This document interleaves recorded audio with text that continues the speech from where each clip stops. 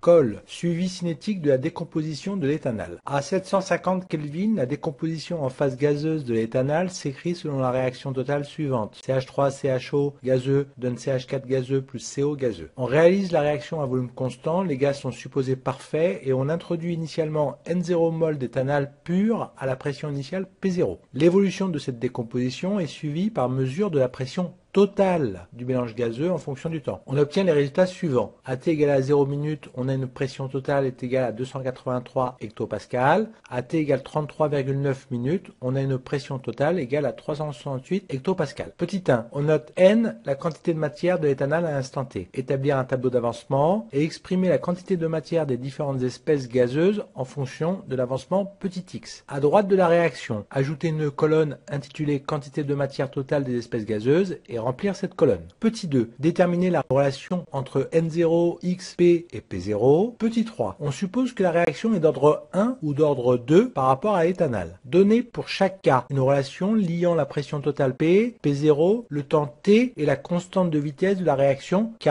Vérifier que la loi cinétique d'ordre 2 correspond aux valeurs expérimentales et donner la valeur de la constante de vitesse.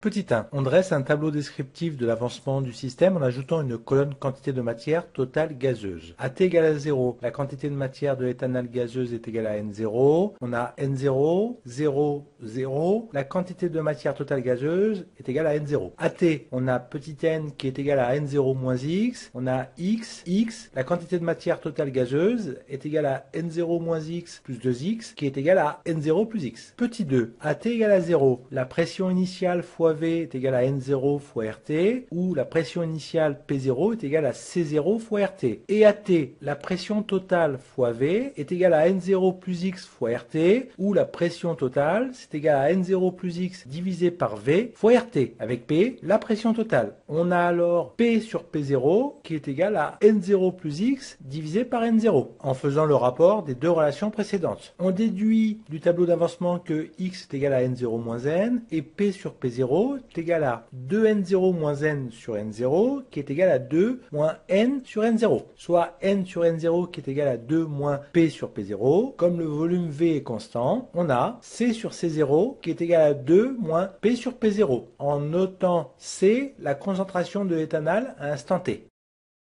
Petit 3. Pour un ordre 1, alpha est égal à 1 et la vitesse de cette réaction s'écrit alors V égale moins D de la concentration en éthanal sur dt est égal à K fois la concentration de l'éthanal, où V égale moins D de la concentration C sur dt est égal à K fois la concentration C. On sépare les variables et on intègre. On obtient logarithme de C moins logarithme de C0 est égal à moins kt, ou log de C sur C0 est égal à moins kt. En utilisant la relation précédente, C sur C0 est égal à 2 moins P sur P0, on a log de C sur C0 est égal à logarithme népérien de 2 moins P sur P0 qui est égal à moins kt. Donc on calcule log de 2 moins P sur P0, puis on trace sur un graphique log de 2 moins P sur P0 en fonction du temps.